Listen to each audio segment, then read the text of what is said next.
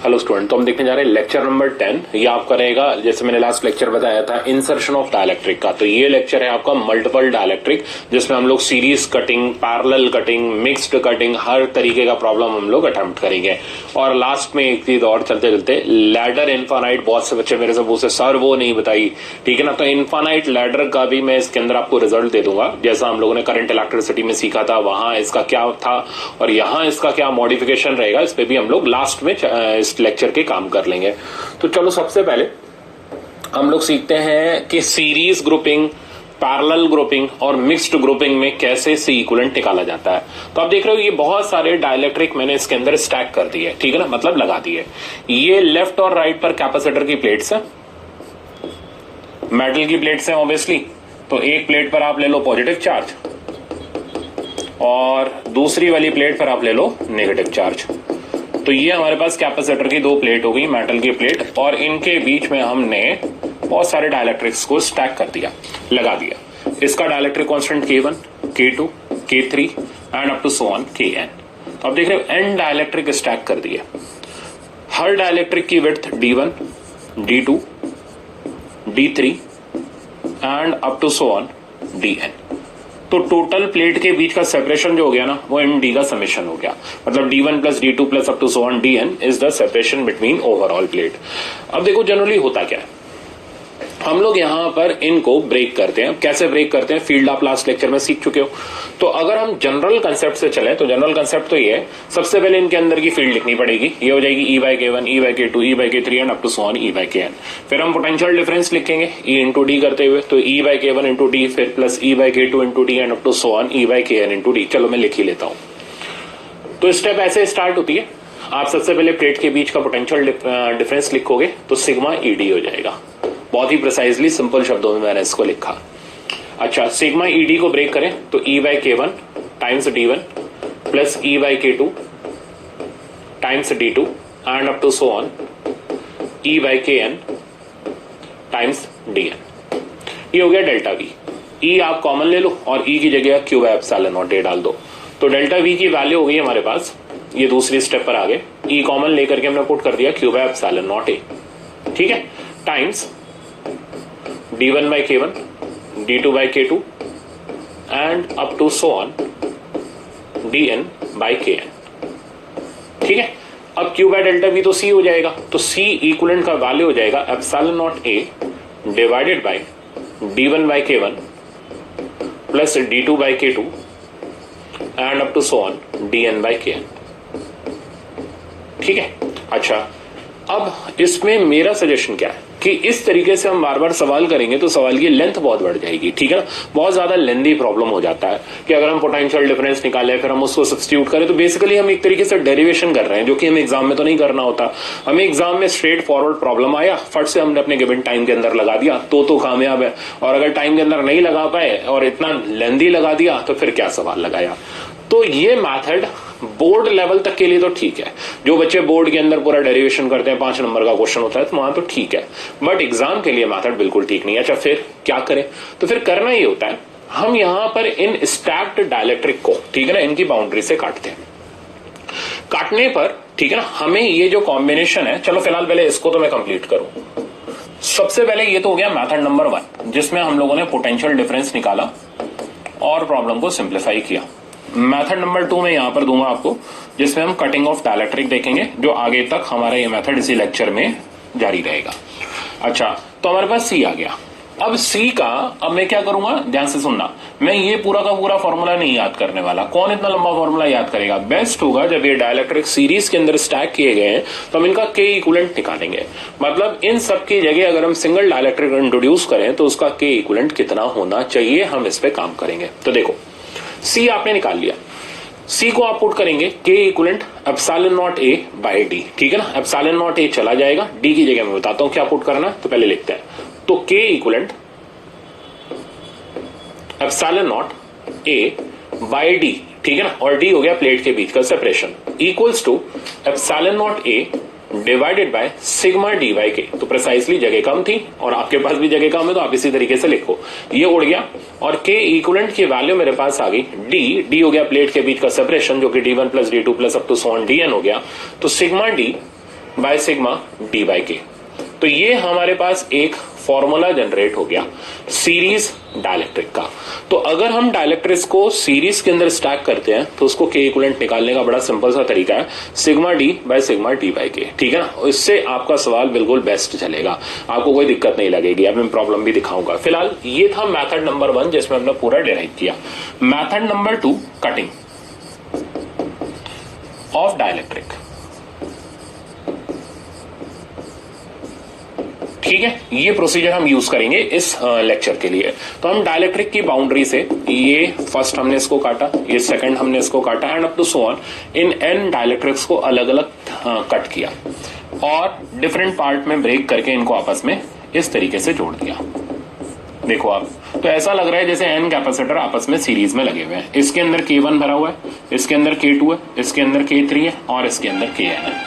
Separation इसका D1 है, D2 है, D3 है and up to so on Dn है। अब आप क्या करेंगे, ये सारे के सारे सीरीज के अंदर लगे हुए हैं तो 1/C इक्विवेलेंट करके आप इनका C इक्विवेलेंट लिख लेंगे। तो 1/C इक्विवेलेंट मैं यहां पर कंटिन्यू कर रहा हूं कि वैल्यू हो गई 1/C1, 1/C1 हो गया K1 एप्सिलॉन नॉट A और ऊपर आ गया D1 plus D2 upon K2 epsilon naught A and up to so on Dn upon Kn epsilon naught A, ठीक है। C इक्विवेलेंट को हमने ब्रेक किया, जैसे यहां ब्रेक किया था वैसे यहां पुट किया K equivalent epsilon naught A by D, ठीक है ना। और यहां से फिर से K इक्विवेलेंट की वैल्यू आ गई जो कि सेम ही आएगी sigma D by sigma D by K. तो अल्टीमेटली ना हमें काटना है ना हमें ये पोटेंशियल डिफरेंस वाला तरीका लगाना है, हमें सीधे के इक्विवेलेंट इन सीरीज का फॉर्मूला याद करना है। तो मैं पहली बार बोल रहा हूँ फॉर्मूला याद करना है, वो इसलिए बोल रहा हूँ क्योंकि देखो हमारा पर्पस एग्जाम में है जल्दी प्रॉब्लम सॉल्व करना, इमोशनल होकर के हर जगह हमें डेरिवेशंस नहीं करने, ठीक है ना। तो बेस्ट इसमें सोल्यूशन तब निकलता है जब आपके इक्विवेलेंट सीरीज का डायरेक्ट रिजल्ट याद रख लो। इससे जल्दी आपका रिजल्ट ना काटने से निकलेगा ना डेल्टा V से निकलेगा। ये सबसे जल्दी और सबसे आसान तरीका है के इक्विवेलेंट निकालने का, समझ आ गया। तो सीरीज में देखो फट से के इक्विवेलेंट की वैल्यू लिखी सिग्मा D बाई के। अब होता क्या है, कई बार इस तरीके से दिक्कत हो जाती है। जैसे एक आधा छोटा मोटा एग्जांपल मैं आपको दिखा रहा हूं। लास्ट लेक्चर में आपको याद है पार्शियल फिलिंग ऑफ डाइलेक्ट्रिक हम लोगों ने किया था, तो वैसा ही कुछ मैं आपको एग्जांपल दिखा रहा हूं। ये रही कैपेसिटर की प्लेट और इसके बीच में मैं दो डाइलेक्ट्रिक्स को स्टैक करने जा रहा हूं। ध्यान से सुनना, एक ये रहा और एक ये रहा, ठीक है। इन दो डाइलेक्ट्रिक्स को स्टैक किया, कलर फिल कर दे रहा हूं मैं इनमें। एक में येलो भर देते हैं, ये थोड़ा डार्क हो जाएगा, इस ब्लू भर देते हैं, ओके। और एक कलर हम इसका डाइलेक्ट्रिक का कर देते हैं रेड या ऑरेंज कर लो, ओके। तो आप देख रहे हो आपके सामने मैंने दो डाइलेक्ट्रिक्स को फिल किया। इस डाइलेक्ट्रिक स्लैब की थिकनेस T1 है, डाइलेक्ट्रिक K1 है, इसकी थिकनेस T2 है, डाइलेक्ट्रिक K2 है। पूरा का पूरा प्लेट D सेपरेशन का है, एरिया प्लेट का A है, ठीक है। क्वेश्चन बड़ा सिंपल है, फाइंड C इक्विवेलेंट। लो भाई कदम खेल। अब कैसे करें, तो अब स्टूडेंट बड़े सारे कंफ्यूज हो जाते हैं, यार ये तो मतलब थोड़ा डाइलेक्ट्रिक है बाकी हवा है। इस चक्कर में वो गंदा वाला फॉर्मूला याद करते हैं जो पिछले लेक्चर में दिया था ना, क्या था मैं भी भूल गया, epsilon naught A by D minus T plus T by के। परेशान हो जाते हैं बेचारे, ठीक है ना। आपको ऐसा कुछ नहीं करना, बहुत सिंपल सा तरीका है और वो तरीका ही है ये जो डाइलेक्ट्रिक्स आप यहां देख रहे हैं, ठीक है ना। सबसे पहले मैंने आपको लास्ट लेक्चर में बताया था इनकी पोजीशन से C इक्विवेलेंट की वैल्यू पर कोई फर्क नहीं पड़ता, ठीक है ना। तो आप इन सबको एक साइड में हटा दो, मतलब एक साइड में लगा दो, ठीक है ना। तो क्या होगा, एक साइड पर डाइलेक्ट्रिक्स हो जाएंगे, बाकी हवा हो जाएगी। आगे आप मैं दिखाता हूं पहले आपको मेरे कहने का मतलब क्या है। तो मैंने क्या किया, इन दोनों डाइलेक्ट्रिक्स को बिल्कुल ऐसे देखो, एक ये रखा और एक ये रखा, ठीक है, बिल्कुल ऐसे लगा दिया। कलर डाल देता हूं इनके अंदर जैसे इनके कलर थे। तो ये था हमारा ऑरेंज और ये भाई साहब थे हमारे ब्लू कलर के। तो इसमें कलर हमारा चल गया ब्लू, ठीक है, ब्लू कलर इसमें डाल दिया। अच्छा ये तो पहला वाला ही चल रहा है, सॉरी। और दूसरे वाले के अंदर मैंने फिल कर दिया ब्लू कलर, चल गया ब्लू, ठीक है, ब्लू कलर इसमें डाल दिया। अच्छा ये तो पहला वाला ही चल रहा है, सॉरी। और दूसरे वाले के अंदर मैंने फिल कर दिया ब्लू कलर, ठीक है, तो क्या किया हमने, एक साइड पर इनको लगा दिया। ये K1 का था, ये K2 का था, थिकनेस T1 थी, इसकी थिकनेस T2 थी। बाकी कितना बचा, बाकी बचा D, मतलब पूरे डिस्टेंस में से इतने माइनस कर दो, T1 प्लस T2। और क्या बचा बाकी में, कुछ नहीं है तो एयर है, तो ये बाकी जो रिमेनिंग पोर्शन बचा वो एयर बचा, यानी K3 की वैल्यू आप 1 कर दो। तो बेसिकली हमारे पास 3 डाइलेक्ट्रिक हैं, K1 का, K2 का और एयर का। तो हम 3 डाइलेक्ट्रिक को स्टैक कर रहे हैं, तीनों सीरीज में है। तो अब आप मेरा तरीका लगा दो K इक्विवेलेंट वाला। तो अब हम इस सिस्टम का K इक्विवेलेंट निकालते हैं, सिग्मा डी बाई के, और फिर बाद में आराम से C इक्विवेलेंट लिख लेंगे, सिग्मा डी। तो अब सिग्मा डी का मतलब क्या होगा, जितने भी डिस्टेंसेज है सबका समेशन। तो इन सबको जोड़ोगे तो बेवकूफों की तरह जोड़ना मत, इन सबको ऐड करने पर डी ही मिलेगा, जो कि प्लेट का एक्चुअल सेपरेशन होगा। तो पागल मत बनना कि हर किसी का T1 plus T2 plus D minus T1 plus T2, अच्छा डी आ गया, तो ये रिसर्च नहीं करनी, पहले ही कर लो। तो डी की जगह टोटल डिस्टेंस आ गया डी। अब हर किसी का डी बाई के लेते जाओ, तो T1 बाई K1, ठीक है, plus T2 by K2 plus D minus T1 plus T2 divided by air, जो कि होगी 1। देखो एक लाइन के अंदर के इक्विवेलेंट आ गया बिना काटा पीटी के। अच्छा, जब फाइनल एग्जाम में कर रहे हो तो दोबारा डायग्राम बनाने की भी जरूरत नहीं है, अजम्पशन ले लेना कि आपने इनको एक तरफ धक्का दे, धक्का ही तो देना, कौन सा बहुत बड़ा काम है। तो इन दोनों को एक तरफ धक्का दे दिया, तो T1 हो गया K1 वाला, T2 हो गया K2 वाला, बाकी जो बचा वो हो गया एयर वाला। ऐसे करके फाइनली कर लो। अच्छा, तो अब ये K इक्विवेलेंट तो आ गया, तो हमें तो निकालना था C इक्विवेलेंट। तो C इक्विवेलेंट कौन सा बहुत बड़ा काम है, K equivalent epsilon naught A by D, काम खत्म। अब सिर्फ और सिर्फ K इक्विवेलेंट की वैल्यू यहां सजानी है और आपका आंसर पूरा। तो K इक्विवेलेंट की वैल्यू डालते ही D से D कैंसिल आउट हो जाएगा, आंसर आ जाएगा epsilon naught A by T1 by K1 plus T2 by K2 और plus D minus T1 plus T2 divided by air. 1 करना है करो, नहीं करना छोड़ दो। तो ये था सीरीज स्टैकिंग ऑफ डाइलेक्ट्रिक का बेसिक कंसेप्ट। अगर मान लो इसमें से कोई कंडक्टर हो गया, तो क्या करोगे, कंडक्टर का डाइलेक्ट्रिक इनफाइनाइट होता है, तो K1 की वैल्यू इनफाइनाइट हो जाएगी, तो इतने पोर्शन का कैपेसिटी इनफाइनाइट हो जाएगा। तो आपके मन में सर पूरा इनफाइनाइट हो जाएगा, ये तो नहीं होगा। इतने पोर्शन का कैपेसिटी इनफाइनाइट हो जाएगा, सारे के सारे सीरीज में लगे हैं, तो 1 बाय इनफाइनाइट करने पर रिजल्ट 0 हो जाएगा, यानी वो कैपेसिटर शॉर्ट सर्किट हो जाएगा। उतने पोर्शन को कंसिडर ही मत करो। अब मैं दिखाता हूं कैसे। मान लो K1 इनफाइनाइट हो गया, पुट कर दो, तो इतना खाता क्लोज हो जाएगा, इतना पोर्शन 0 हो जाएगा, बाकी का D बाई के ले लो। तो अगर कुछ पोर्शन में कंडक्टर की प्लेट इंट्रोड्यूस कर देता है तो उतना कैपेसिटेंस शॉर्ट सर्किट हो जाता है, उसको कंसिडर ही मत करो, बाकी जो बचे उसको ले लो। और अगर कंसिडर करने का मन भी है भी नहीं, आपको मन में डाउट नहीं यार नहीं हुआ, तो आप यहां पुट कर लो और 1 बाय इन्फिनिटी अपना 0 हो जाएगा, फिर आराम से उसको सॉल्व कर लो। तो दोनों तरीके पॉसिबल है, यहां पर कंफ्यूज होने की एग्जाम में जरूरत नहीं है। ठीक है, चलते हैं आगे। अब आप देख रहे हो डाइलेक्ट्रिक इन पैरेलल। तो यहां मैंने इन डाइलेक्ट्रिक्स को, ये रही कैपेसिटर की प्लेट, एक प्लेट पर पॉजिटिव चार्ज है और दूसरी प्लेट पर नेगेटिव चार्ज है। अब बहुत ध्यान से इसको सीखना आप, ठीक है। ये रही दोनों प्लेट्स, ओके। ये K1 का डाइलेक्ट्रिक, K2 का डाइलेक्ट्रिक, K3 का dielectric and up to so on Kn। Plate के बीच का सेपरेशन D है। तो अब देखो ये जो डाइलेक्ट्रिक्स हैं ये सेपरेशन को डिवाइड नहीं कर रहे, ये ऐसे काटने पर ठीक है ना, प्लेट के एरिया को डिवाइड कर रहे हैं, दिख रहा है ना पूरा। तो ये डाइलेक्ट्रिक्स अब प्लेट के एरिया को डिवाइड कर रहे हैं। तो मैंने ब्रेक कर दिया A1 A2 A3 and up to so on AN, और इन सब का सम करेंगे ना A1 A2 up to so on AN, तो टोटल प्लेट का एरिया ही मिल जाएगा। फिर से हमारा एम क्या है, अभी तो हम काट पीट कर रहे हैं, मतलब कटिंग कर रहे हैं, बट उसके बाद हम कटिंग नहीं करेंगे, K इक्विवेलेंट का फॉर्मूला याद करेंगे, काम चला लेंगे। तो सीरीज का तो समझ आ गया, सिग्मा डी बाई के। पैरेलल का मैं सिखा देता हूं। तो ऐसे काटते हैं। अच्छा, क्या होता है ना, एक और चीज बताऊं, ये मतलब लोग ये समझते कैसे भी काट लो कोई फर्क नहीं पड़ता, क्योंकि ये ज्यादा डेप्थ में घुसकर टीचर भी नहीं बता पाता, कंसेप्ट ही नहीं पता होता उसको भी। तो अभी थोड़ी देर में आपको झटका लगेगा, ठीक है ना, बट मैं संभाल लूंगा उसके बाद। तो ये नहीं कि घर की खेती है, आया और काट दिया कैसे भी इसको, ठीक है ना, ये नहीं, ये नाराज हो जाएगा, फिर नाराज हो जाएगा तो एग्जाम में नेगेटिव मार्क्स देके जाएगा।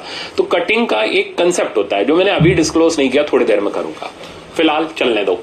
तो ये K1 का है, area of plate is A1, ठीक है ना। ऐसे ये पहली प्लेट काटी, फिर ये दूसरा, फिर ये तीसरा, क्योंकि ये पूरी की पूरी मेटल की प्लेट है, और मेटल इक्विपोटेंशियल होता है, यानी इन सब जगह का पोटेंशियल सेम है, तो हम इनको एक वायर से जोड़ सकते हैं।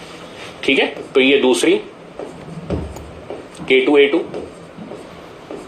इसी तरीके से KN एरिया AN, सब ये पूरी नेगेटिव वाली सेम पोटेंशियल पर, पॉजिटिव वाली सेम पोटेंशियल पर, तो आप देख लो सारे के सारे पैरेलल में आ गए। तो C इक्विवेलेंट की वैल्यू हो गई। अच्छा, अब चलो थोड़ी देर में बताता हूं। C1 plus C2 plus up to so on CN, बता ही देता हूं ठीक है ना, थोड़ी भी देर क्या रुकना। अगर मान लो इनमें से कोई कंडक्टर हो गया तो अब कैपेसिटेंस जो होगा, ठीक है ना, K1 को इनफाइनाइट डालते ही अब ये कैपेसिटेंस इनफाइनाइट हो जाएगा, यानी पूरा का पूरा कैपेसिटर ही बर्बाद हो जाएगा, शॉर्ट सर्किट हो जाएगा। तो अगर आप कैपेसिटर की दोनों प्लेट के बीच में, ठीक है ना, चाहे कितने भी एरिया मैटर नहीं करता, बीच में एक प्लेट से दूसरे प्लेट तक मेटल का स्लैब डाल देते हो, कंडक्टर डाल देते हो, वायर डाल देते हो, तो कैपेसिटर शॉर्ट सर्किट पूरा का पूरा हो जाएगा। बट अगर पार्शियल फिलिंग यानी कुछ डिस्टेंस को डिवाइड करते हो तो उतना डिस्टेंस शॉर्ट सर्किट हो जाएगा। लॉजिक समझ आना चाहिए। तो C1 plus C2 up to so on CN, K equivalent को पुट किया, C इक्विवेलेंट को पुट किया, K equivalent epsilon naught area A separation D, C1 हो गया K1 epsilon naught A1 by D and up to so on, जाने दो इसको, KN epsilon naught AN by D। अब आप देखो एप्सिलॉन नॉट और D तो गया, तो K इक्विवेलेंट की वैल्यू पैरेलल में हमारे पास आ गई। ठीक है, कितनी आ गई? K1 A1 plus K2 A2 and up to so on KN AN, मतलब sigma KA divided by A यानी टोटल एरिया, तो इसको भी ब्रेक करके लिख लिया सिग्मा A। तो सीरीज और पैरेलल स्टैकिंग में हमारे पास दो फॉर्मूले निकल करके सामने आ गए। सीरीज स्टैकिंग में फॉर्मूला आ गया सिग्मा dy के, और पैरेलल स्टैकिंग में आ गया सिग्मा के, क्योंकि यहाँ एरिया डिवाइड हो रहा है, बाय सिग्मा ए। सिग्मा ए जोड़ने पर, यानी सारे ब्रेक हुए एरिया जोड़ने पर आपको टोटल एरिया मिल जाएगा। अगेन इसमें भी एक और चीज मैं बता दूं तो ज्यादा अच्छा रहेगा। जैसे जैसे जैसे मान लो ये कैपेसिटर की प्लेट है, पूरी प्लेट का एरिया ए है, हमने क्या किया, इतने कुछ पोर्शन को, ठीक है ना, इसको मैं फिल कर देता हूं ब्लू कलर से, इतने कुछ पोर्शन को जिसका एरिया A/3 था, सेपरेशन D था, K का डाइलेक्ट्रिक डाल दिया। ठीक है, अब मेरा क्वेश्चन है फाइंड C इक्विवेलेंट। तो कैसे करोगे आप? बिल्कुल सेम तरीका, कोने में धक्का दे दो ताकि ये दो पार्ट में ब्रेक हो जाए। तो आप इसको किसी एक तरफ खिसका दो, ठीक है ना, वैसे मैं खिसका के इसको ले जाऊं तो ही पॉसिबल है मेरे लिए, तो ऐसे खिसका दो। ठीक है, अब क्या होगा, इतना पोर्शन A/3 वाला तो डाइलेक्ट्रिक वाला हो जाएगा, बाकी एयर हो जाएगा। चलो मैं डायग्राम बना देता हूं ताकि आपके लिए एक बेसिक एग्जांपल सेट रहे, आपको बाद में ध्यान रहे। तो क्या किया हमने, इस डाइलेक्ट्रिक को किसी एक कॉर्नर पर ले गए। ठीक है, इससे कोई फर्क नहीं पड़ेगा कैपेसिटेंस की वैल्यू के ऊपर, तो इसको एक कॉर्नर में ले गए, तो ये K हो गया, एरिया A/3 हो गया, सेपरेशन D था, तो रिमेनिंग पोर्शन जो बचा ये हो गया 2A/3, और इसके अंदर डाइलेक्ट्रिक आ गया एयर वाला। अब आप क्या करेंगे, पैरेलल वाला फॉर्मूला लगा लो। तो K इक्विवेलेंट पैरेलल हो गया sigma KA by sigma A। Sigma KA को सिंप्लीफाई करें तो KA/3 और 1 इंटू, अगला डाइलेक्ट्रिक हो गया 1 इंटू 2A/3, और डिवाइडेड बाय टोटल एरिया तो A ही आएगा, तो उसको लिखने की जरूरत नहीं, ये कैंसिल हो गया। अच्छा, रिजल्ट क्या बचा, 3 तो नीचे कॉमन आ गया, तो K+2/3, ये हो गया हमारे पास K इक्विवेलेंट का वैल्यू पैरेलल में।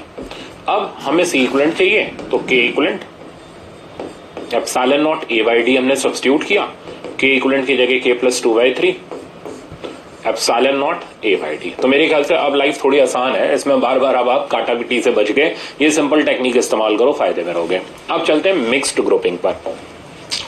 अब मिक्स्ड ग्रुपिंग में क्या सीन है कि डिस्टेंस भी डिवाइड हो रहा है और प्लेट भी डिवाइड हो रही है।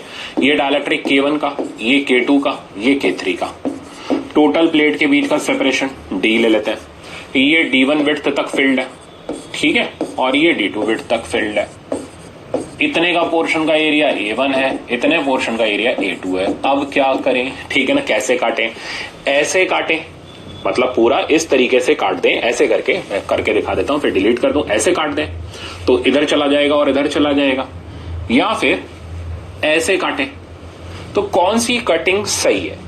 अब स्टूडेंट इसमें कंफ्यूज हो जाता है। जैसे एक दो एग्जांपल और दिखाता हूं। ये नहीं, ये तो सिंपल है, ये भी सिंपल है, ये भी सिंपल है, ये भी सिंपल है। ये सवाल देखो, ये आया था आपके में, मतलब नीट में, और इतने बेवकूफ हैं, उन्होंने सवाल की गलत कटिंग कर दी और वो सवाल गलत हो गया, और जितने बच्चों का था बोनस 4 मार्क्स मिला। ठीक है ना? तो जो बच्चे कहीं किसी मॉड्यूल के अंदर इसका नीट का पुराना क्वेश्चन देखें और उसको समझ लें कि वो सही है, तो भैया वार्निंग है, वो गलत है। वो क्वेश्चन में सबको 4 नंबर बोनस में मिले थे। ओरिजिनल ये IIT का प्रॉब्लम था, तो नीट वालों ने थोड़ा ज्यादा दिमाग लगा दिया, सवाल को ही गलत बना करके दे दिया। खैर, अब इसमें कटिंग कैसे करें? ऐसे करें कि ऐसे करें? तो कैसे करें? तो सवाल अटक गया कि यार प्रॉपर कटिंग का प्रॉपर मेथड क्या है। ये थोड़ा ना कि जहां मर्जी आया उठाए चाकू लिए काट दिया, तो इस तरीके से काम नहीं चलता। एक कंसेप्ट होता है कटिंग का, वो कटिंग का कंसेप्ट ही है। देखो, सर्किट से ही ये कंसेप्ट ओरिएंटेड है। करंट इलेक्ट्रिसिटी में हमने देखा था, हम किसी भी सर्किट को तभी जोड़ और तोड़ सकते हैं, जब हम लोग सिमेट्री सीख रहे थे, जब पोटेंशियल चेंज ना हो। तो कैपेसिटर में भी किसी कैपेसिटर की कटिंग तभी कर सकते हो जब कटिंग करने से पोटेंशियल चेंज ना हो। समझ गया मेरी बात? पोटेंशियल चेंज ना होना ही इस कटिंग का मेन कंसेप्ट है। अब चेक करो भाई, पोटेंशियल, तो ये मेटल की प्लेट है। मेटल की प्लेट को आप ऐसे काटो, ऐसे काटो, कैसे भी काटो, हर जगह का पोटेंशियल सेम रहेगा, क्योंकि मेटल एक ही कोई पोटेंशियल होता है। तो कटिंग ऐसे नहीं करी जाती, क्योंकि ऐसे कर देने पर अब पोटेंशियल यहां पर सेम नहीं आएगा, क्योंकि कोई मेटल की प्लेट इस बाउंड्री पर नहीं लगी हुई। तो इतने का पोटेंशियल तो सेम होगा, बट इतने का पोटेंशियल डिफर कर जाएगा और आपका सवाल गलत हो जाएगा। तो आप कहोगे सर बताया नहीं, तो सर ने सब बताया है। तो हमेशा कटिंग मेटल की प्लेट से करनी है, ऐसे। आपको बात समझ आ गई? बिना ऐसे कटिंग किया आपने काट दिया, आपका सवाल 100% गलत होगा। तो हमेशा cutting along the metal plate करेंगे। तो अगर मैं इसकी कटिंग करूं, तो ऐसे मैंने इसको काटा, तो ये अपर हाफ और लोअर हाफ में डिवाइड हो गया। ये पूरी प्लेट और ये पूरी प्लेट सेम पोटेंशियल पर है, तो आप देख लो, ये और ये सेम पोटेंशियल पर है, पकड़ के ज्वाइन कर देंगे। ये और ये सेम पोटेंशियल पर है, पकड़ के ज्वाइन कर देंगे। इधर K1 आ गया, K2 आ गया, एरिया इधर का पूरा A1 हो गया, इधर का एरिया A2 हो गया। ठीक है, सेपरेशन D हो गया, ये डाइलेक्ट्रिक K3 का हो गया। इधर का सेपरेशन D1 है, इधर का सेपरेशन D2 है। अब क्या करेंगे? अब आप इसको यहां से काट सकते हो, क्योंकि through out boundary same dielectric की चल रही है। तो ये दोनों सीरीज में हो जाएंगे और फिर ये पैरेलल में हो जाएगा। गेम समझ आ गया? बट हम कैपेसिटेंस से नहीं निकालेंगे, हम इसको K इक्विवेलेंट से निकालेंगे। तो पहले हम इतने पोर्शन का K इक्विवेलेंट निकाल लेते हैं। तो K इक्विवेलेंट ऑफ 1 2, ये दोनों सीरीज में, तो फॉर्मूला गया sigma D by sigma D by K। ठीक है, देखो कटिंग करने से क्या होता है, स्पेस भी कंज्यूम होता है और टाइम इतना हमारे पास होता नहीं कि हम बार बार C की वैल्यू डालें और फिर C इक्विवेलेंट निकालें। तो कम जगह में और बढ़िया तरीके से सवाल करने का तरीका है K इक्विवेलेंट का रिजल्ट लगाओ। सिग्मा D, तो जोड़ जाड़ करके D1 प्लस D2, जो कि D ही बन गया, तो मैं बेसिकली इसको D ही लिख रहा हूं। नीचे D बाई K, तो which becomes D1 by K1 plus D2 by K2। सही है? तो ये हमारे पास K इक्विवेलेंट की वैल्यू आ गई 1 2 की, जब हमने इसको सीरीज में रखा। अब ये 1 2 3 के साथ पैरेलल में है, तो K इक्विवेलेंट 1 2 3। ठीक है, अब इसका रिजल्ट क्या रहेगा? Sigma K by sigma A। अब बहुत ध्यान से सुनेंगे, सिग्मा K, तो इतने पोर्शन का K इक्विवेलेंट हो गया K12। तो K12 जिसकी एरिया वैल्यू, और जब प्रॉब्लम न्यूमेरिकल डेटा का साथ गिवन होगा तो पुट करेंगे, times A1 plus K3 times A2 divided by A1 plus A2 which becomes A। तो हमारे पास फाइनली K इक्विवेलेंट की वैल्यू आ गई, इन सबके एक कॉम्बिनेशन की वैल्यू आ गई। अब हम C इक्विवेलेंट की value K equivalent epsilon naught A by D put करके वैल्यू लिख लेंगे। गेम समझ आ गया? तो समरी एरी कि जब भी आप डाइलेक्ट्रिक काटेंगे तो अलोंग द प्लेट आपको काटना है, जिससे पोटेंशियल चेंज ना हो, वही कटिंग 100% सही कटिंग है। अब इसके प्रॉब्लम करके दिखाता हूं, तो आप पूरा परफेक्ट हो जाओगे। जैसे पहला तो बहुत आसान है। इस पहले प्रॉब्लम में ये रही कैपेसिटर की प्लेट। ठीक है, डाइलेक्ट्रिक ऐसे भरे गए, काटने का यही जुगाड़ है, मतलब ये दोनों पैरेलल में कट हुए, ये सेपरेशन D हो गया। K1 की वैल्यू आपको दे रखी है 2, तो न्यूमेरिकल वैल्यू है तो रिजल्ट आसान रहते हैं। K2 की वैल्यू में दे रखी है 4, ठीक है, एरिया कितना कितना डिवाइड कर रहे हैं, एरिया डिवाइड कर रहे हैं आधा और आधा, तो इतना एरिया हो गया a/2, ये हो गया a/2। ये 10 μF आपको कैपेसिटेंस दे रखी है पैरेलल प्लेट कैपेसिटर की इन एयर, मतलब एयर के अंदर एप्सिलॉन नॉट a/d की जगह आपको 10 μF यूज करना है। कैसे, मैं भी बताता हूं। पहला काम, सबसे पहले आप K इक्विवेलेंट निकालो। तो K इक्विवेलेंट की वैल्यू हो गई sigma K by sigma A। ध्यान से देखना, तो K इक्विवेलेंट आ रहा है सिग्मा K, तो 2 into a/2 plus 4 into a/2 divided by a से a कैंसल आउट हुआ, 2 इधर 1 आ गया और ये 2 आ गया, बाय 1 आ गया, फाइनली 3 आ गया। तो हमें K इक्विवेलेंट मिल गया। C इक्विवेलेंट की वैल्यू लिखते हैं, K equivalent epsilon naught a/d। Epsilon naught a/d air capacitor की कैपेसिटेंस थी, तो हमने इसे लिखा K equivalent times C air. C air का डेटा हमें दे रखा है 10 μF, तो हमने इसे 10 μF डाला, ये हमने 3 निकाल ही लिया, फाइनल आंसर आ गया 30 μF। तो इस सिस्टम का equivalent capacitance is 30 μF, right answer हमारा थर्ड हो गया। आपको समझ आ गया होगा। नेक्स्ट देखो, अब क्या किया गया, डाइलेक्ट्रिक स्लिप किया गया आधे में K का, और बाकी जो आधा बचा वो एयर हो गया। ठीक है ना, इधर का एरिया हमारे पास a/2 हो गया, ये a/2 हो गया, प्लेट सेपरेशन हमने D ले लिया। कहता है एयर कंडेंसर की कैपेसिटी C है, अगेन एप्सिलॉन नॉट a/d की जगह हम C से रिप्लेस कर देंगे, तो बताओ इसकी कैपेसिटेंस कितनी होगी इन टर्म्स ऑफ C। शुरू कर देते हैं, K इक्विवेलेंट निकालते हैं पैरेलल कॉम्बिनेशन का, तो K इंटू a/2।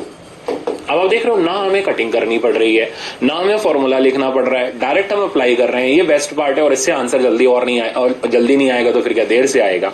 तो इसलिए हमें हर वो मेथड तैयार करना है जिससे हमारा प्रॉब्लम गिवन टाइम में जल्दी से जल्दी हो सके। तो K a/2 और अगला हो गया 1 into a/2 divided by a को उड़ा दो, तो K प्लस 1/2, ये आ गया मेरे पास K इक्विवेलेंट। ठीक है, C इक्विवेलेंट का वैल्यू लिखा, K equivalent times C air. C air की वैल्यू C दे रखी है, इसकी जगह आ गया K प्लस 1/2 और C एयर की जगह मैंने C डाल दिया। अब चेक करो इसका answer K plus 1/2 into C, तो राइट आंसर इसका थर्ड हो गया। सिंपल, चलते आगे।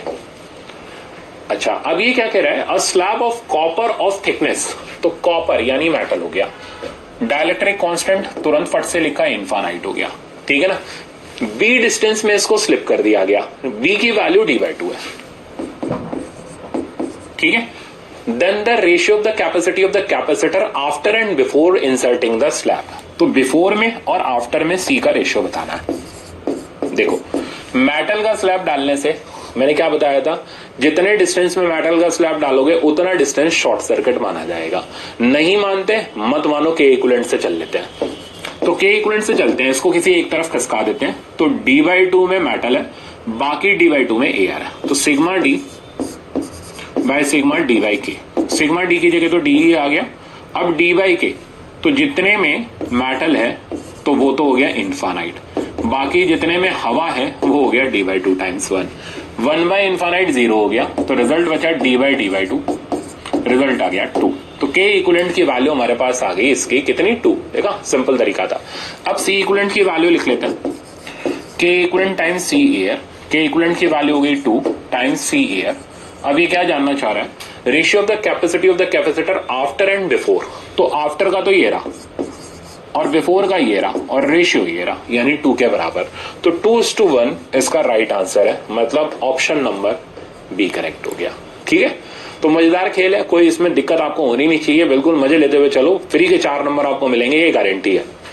नेक्स्ट देखो, पढ़ो, 2 कंडक्टर्स, तो फिर से 2 कंडक्टर है जिनकी थिकनेस D है, तो इसका डाइलेक्ट्रिक भी इनफाइनाइट, इसका भी इनफाइनाइट, मतलब बेसिकली 2D थिकनेस में इनफाइनाइट हो गया, यानी 2D थिकनेस वाला शॉर्ट सर्किट हो गया।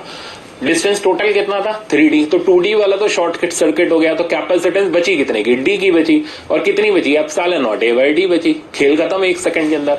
हमें क्या पता करना है, ओरिजिनल की कैपेसिटेंस C0 थी, तो नए अरेंजमेंट की बता दो। अब देखो, चॉइस आपकी है, बार बार K इक्विवेलेंट से चलना चाहते हो या डायरेक्ट मेटल है उसको लगा लो, तो बेहतर है जब एक बार कंसेप्ट पता चल गया, वेरीफाई हो गया, प्रूव कर लिया, डायरेक्ट लगा लो। तो अब इतना पोर्शन तो बेकार हो गया, तो नया सी इक्विवेलेंट हो गया epsilon naught A by D. ठीक है, पुराना C naught epsilon naught A by 3d था। आप क्या जानना चाहता है in terms of C naught, C का वैल्यू, तो epsilon naught A by D और ये epsilon naught A by 3d, तो यहां से epsilon naught A by D का वैल्यू इसमें पुट कर देते हैं, तो सी इक्विवेलेंट की वैल्यू आ गई 3c नॉट। खत्म। राइट आंसर देखेंगे आप इसका 3c नॉट के हिसाब से थर्ड करेक्ट। नेक्स्ट प्रॉब्लम पर आते हैं। हाँ, AIEEE 2008 का प्रॉब्लम पढ़ो। ये कह रहा है parallel plate capacitor with air between the plate has capacitance 9 pico farad. तो सी एयर का वैल्यू 9 पिको फैराड है। The separation between its plate is d. The space between the plate is now filled with two dielectrics. One of the dielectric constant 3 and thickness, while the other dielectric has इतना and thickness 2d/3. तो इसकी thickness यहाँ गायब है, तो मैं लिख देता हूं thickness d/3। वैसे यहां से समझ आ गया, जब ये 2d/3 में है तो वो यार d/3 में होगा। तो अब नई कैपेसिटेंस बता दो, तो क्या करना है, डिस्टेंस डिवाइड हो रहा है तो सीरीज कॉम्बिनेशन वाला फॉर्मूला लगा लेते हैं, तो के इक्विवेलेंट सीरीज निकाल लेते हैं। ठीक है, तो d/3 में तो फॉर्मूला क्या था, sigma D by sigma D by के। सिग्मा डी तो टोटल डिस्टेंस डी ही हो गया, अब हर किसी का डी बाई के ले लो, तो इसका डी बाई के हो गया d/9। ठीक है, नेक्स्ट हो गया 2d/18, मतलब ये भी d/9 ही हो गया। तो फाइनली के इक्विवेलेंट सीरीज का रिजल्ट हमारे पास आ गया, ये बना 2d/9 मतलब 9/2। अब सी इक्विवेलेंट की वैल्यू लिख लेते हैं, के इक्विवेलेंट टाइम्स सी है, तो 9/2 टाइम्स 9 तो 81/2 पिको फैराड। अब देखना पड़ेगा, हाँ डिवाइड करके ही दे रखा है, तो 81/2 टू 4 जा 8 और 0 और 5, तो 40.5 pico farad is our final answer. तो राइट आंसर हो गया इसका ए। तो आपने देखा AIEEE का प्रॉब्लम भी कोई बहुत भारी भरकम प्रॉब्लम नहीं है, आराम से अटेम्प्ट कर सकते हैं। आ जाओ IIT के प्रॉब्लम पर, अब बुद्धि लगानी है, कटिंग का पूरा ज्ञान यहां पर आपको लगाना है। तो हम कटिंग ऐसे नहीं कर सकते क्योंकि इधर डायलेक्ट्रिक अलग है, इधर अलग है, और यहां थ्रू आउट पोटेंशियल सेम नहीं होगा, तो प्लेट से काटा। ठीक है, तो प्लेट से काटने पर मैं चाह रहा हूं एक बार मैं डायग्राम साथ में बना दूं ताकि बाद में आप कंफ्यूज ना हो। ऐसे काटने पर, ठीक है, ध्यान देना, K2 K3 K1 K3, ये प्लेट पैरेलल में, ये इधर पैरेलल में। ओके, सेपरेशन ये d/2, ये भी d/2 एंड प्लेट का एरिया ऑब्वियसली a/2 बचा। तो सबसे पहले करना क्या है, इतने का सी इक्विवेलेंट निकालो, सॉरी के इक्विवेलेंट निकालो, इतने का के इक्विवेलेंट निकालो, दोनों को पैरेलल लेकर के फाइनल के इक्विवेलेंट निकालो। और मेरे ख्याल से क्या पूछ रहा है वो, के इक्विवेलेंट ही पूछ रहा है, उसकी इक्वेशन पूछ रहा है, तो कर देते हैं।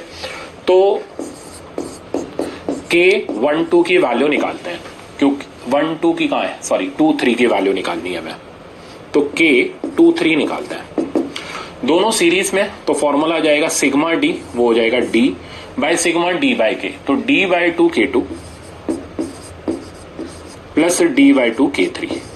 ठीक है, d से d कैंसिल हो गया, ये ट्वाइस इसमें से कॉमन निकल कर ऊपर चला गया, तो रिजल्ट फाइनली हमारे पास आ गया, एलसीएम भी तो होगा यहाँ पर, हाँ, तो रिजल्ट हमारे पास आ गया 2 कॉमन निकल करके ऊपर भेज दिया, twice of K2 K3 divided by K2 plus K3। ठीक है, ये हो गया K23 का इक्विवेलेंट। सिमिलरली K13 का इक्विवेलेंट लिख लेते हैं, सेम ही प्रोसीजर है, कुछ नहीं करना, twice K1 K3 by K1 plus K3। लोग कितना आसान हो गया। अब हम फाइनली के इक्विवेलेंट लिख लेते हैं, क्योंकि ये दोनों पैरेलल में, तो formula K1 A1 plus K2 A2 divided by sigma A वाला जाएगा, तो K1 A1, तो K23 times A/2, K13 times A/2 divided by total area A से A उड़ा दो। तो फाइनली के इक्विवेलेंट की शक्ल K दिख रही है, तो मैं इधर K लिखा रहने देता हूं, तो K23 K13 divided by 2। Okay, अब आप जरा ऑप्शंस में देखो, हमें K नहीं चाहिए, हमें 1/K का रिजल्ट चाहिए, रेसिप्रोकेट कर लेते हैं, तो 1/K becomes 2/K23 plus K13, बस डेटा पुट कर दो, तो 1/K 2/K23, तो K23 का वैल्यू हमारे पास हो गया twice K2 K3 divided by K2 plus K3, तो twice K2 K3 by K2 plus K3। Similarly twice K1 K3 by K1 plus K3। ठीक है, 2 पूरी इक्वेशन से निकल करके कैंसिल आउट हो गया। अब आपको ज्यादा कुछ इसके अंदर करना नहीं है, सीधे सीधे K की वैल्यू लिख लेनी है। तो अब अगर मैं K की वैल्यू लिखूं, अच्छा देखो एक ऑप्शन में K दिख रहा है, बाकी में 1/K दिख रहा है, तो 1/K का तो कोई ऑप्शन ऐसा टकरा नहीं रहा, तो K का ऑप्शन देख लेते हैं, क्रॉस मल्टीप्लाई कर लो।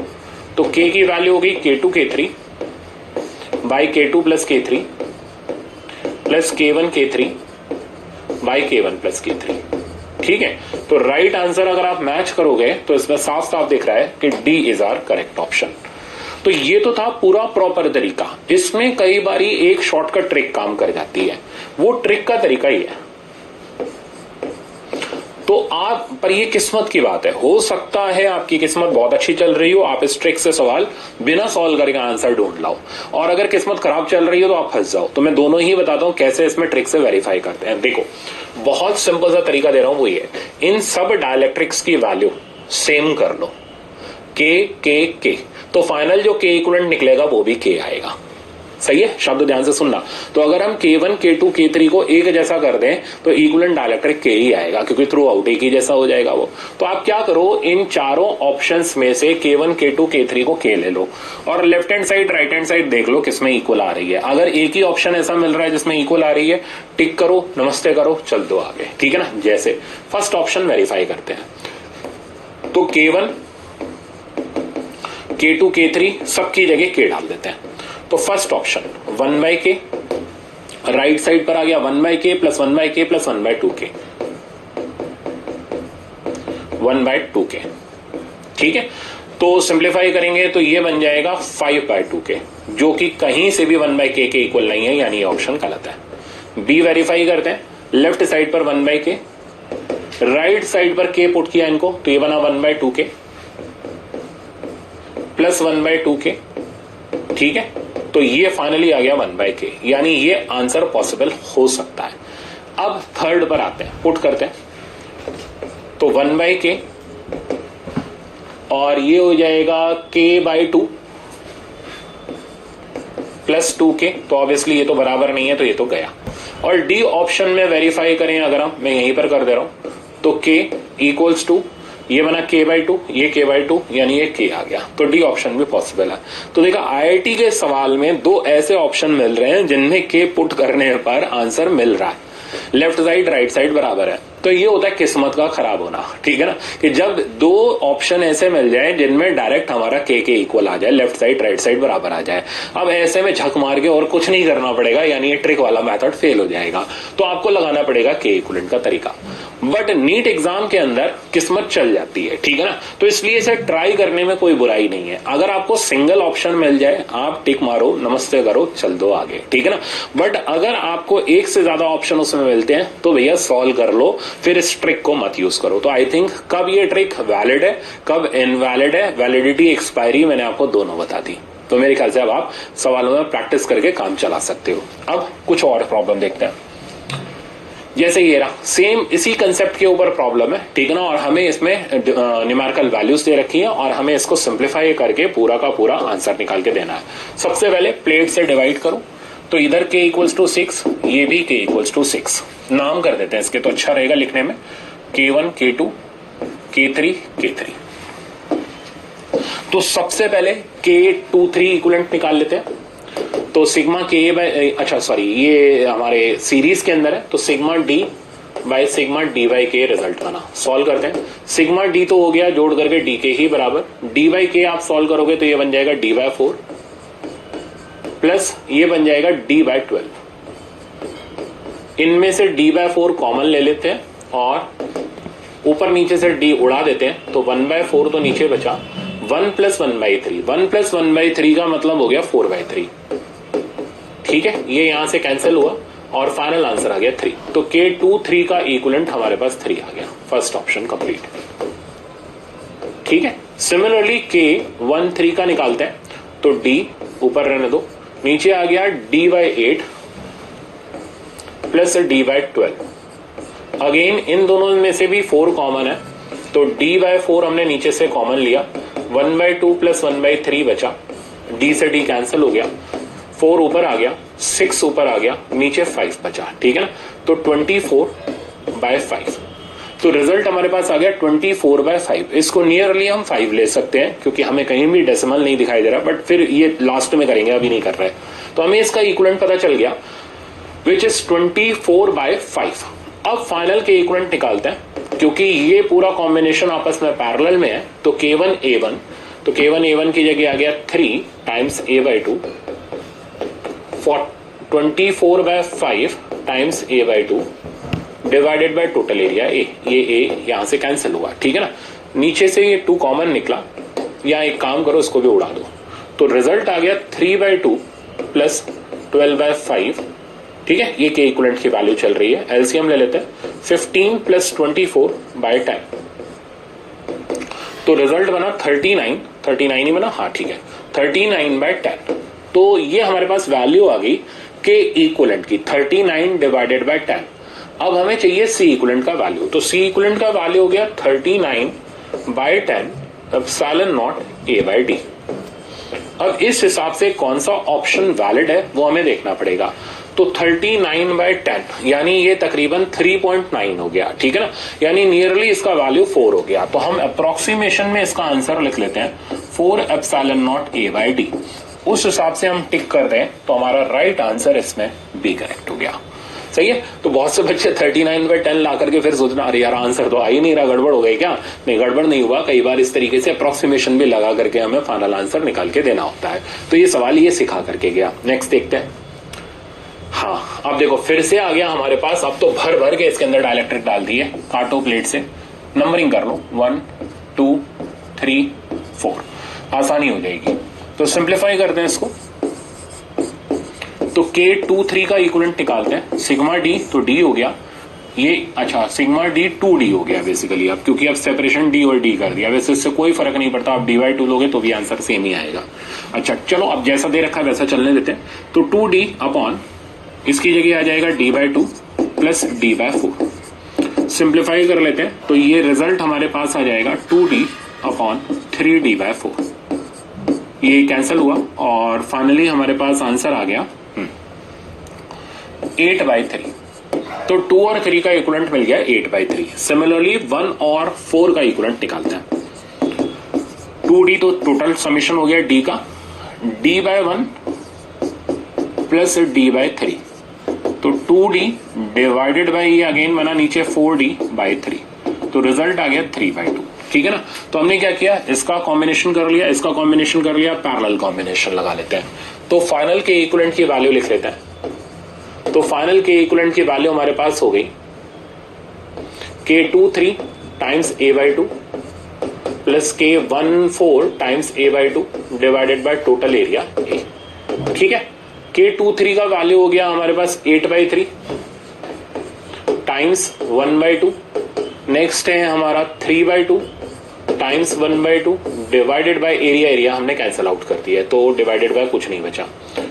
तो ये रिजल्ट इधर आ गया हमारे पास 4/3 प्लस 3/4, ठीक है। तो 16 प्लस 9/12, तो 25/12 हमारा के इक्विवेलेंट आ गया। अब हमें सी इक्विवेलेंट का वैल्यू चाहिए, तो अब तो फॉर्मूला पुट कर देंगे हम, के इक्विवेलेंट एप्सिलॉन नॉट ए। अब एक चीज का ध्यान रखना, प्लेट का सेपरेशन 2D है, और अगर आप फॉर्मूले में एप्सिलॉन नॉट A/D जिसकी बोलने की आदत है वो डाल गए तो गड़बड़ कर दोगे। तो प्लेट सेपरेशन थोड़ा ध्यान से पुट करना है, बाय 2D। के इक्विवेलेंट की जगह आया 25/12 epsilon naught A by 2D। तो final answer is 25/24 epsilon naught A/D। तो मेरे ख्याल से अब कटिंग ऑफ डाइलेक्ट्रिक आपको जीवन में परेशान नहीं करेगा, जैसे मर्जी वैसे काट लो, कोई दिक्कत नहीं है इसमें, ठीक है ना। सीरीज आ गया, पैरेलल आ गया, मल्टीपल स्टैकिंग आ गया, कटिंग का कंसेप्ट आ गया। अब ये चलते चलते कुछ लैडर के प्रॉब्लम थे जो शायद बताने जरूरी थे, तो मैं एक बार बता देता हूं। देखो, इनफाइनाइट लैडर करंट इलेक्ट्रिसिटी में आपने मेरे से पढ़ रखी है। क्वाड्रेटिक बनाने में हमारा कोई विश्वास नहीं है। मैंने आपको एक सिंपल सा तरीका दिया था कि कैसे आप आर इक्विवेलेंट क्वाड्रेटिक बिना बनाए लिख सकते हो, तो मैं उसी को यूज कर रहा हूं। तो आर इक्विवेलेंट का जो हमारा फॉर्मूला था R1 प्लस R3/2, याद है ना?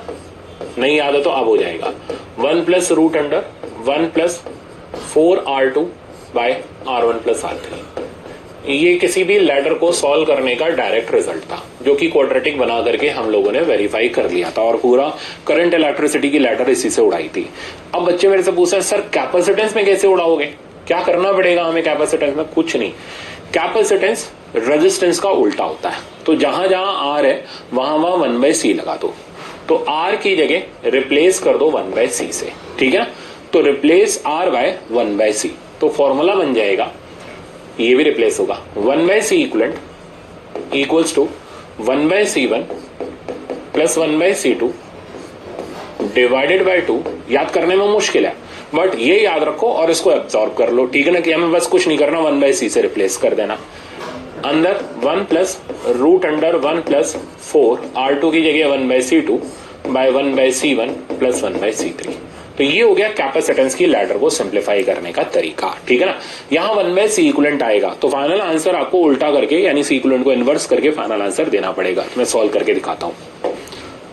जैसे ये रही लैडर, अब कैसे हम इसको सिंप्लीफाई करेंगे, ठीक है ना। तो देखो R1 की जगह हम रिप्लेस करेंगे 1/c से, R2 की जगह हम रिप्लेस करेंगे 1/c से, R3 की जगह हम रिप्लेस करेंगे 1/c से, समझिए, और R इक्विवेलेंट की जगह हम रिप्लेस करेंगे 1/c इक्विवेलेंट से। तो आपको R वाला फॉर्मूला याद है, वही चलने दो। तो R इक्विवेलेंट लिख लो R1 प्लस R3/2, और बल्कि यही लिखो, मैं तो कहता हूं C वाला याद ही मत करो, बस ये तरीका याद रखो, ऐसे रिप्लेस कर देंगे 1 plus root under 1 plus 4 R2 by R1 plus R2, ठीक है। अब आप इसके अंदर डेटा सब्स्टिट्यूट कर दो। तो R इक्विवेलेंट की जगह 1/c equivalent, R1 plus R3 तो 1/c प्लस 1/c यानी 2/c, और नीचे एक 2 और लटक रहा था, 1 plus root under 1 plus 4 R2 की जगह 1/c, R1 प्लस R3 था, सॉरी है, की जगह हमारा बन जाएगा 2/c। ये 1/c वाला डेटा कैंसिल आउट हो गया, देखते हैं क्या बचता है, 2 से 2 गया, तो 1/c equivalent 1/c 1 plus root under 3, ठीक है। इनवर्स करो तो c इक्विवेलेंट आ गया c अपॉन रूट 3 प्लस 1।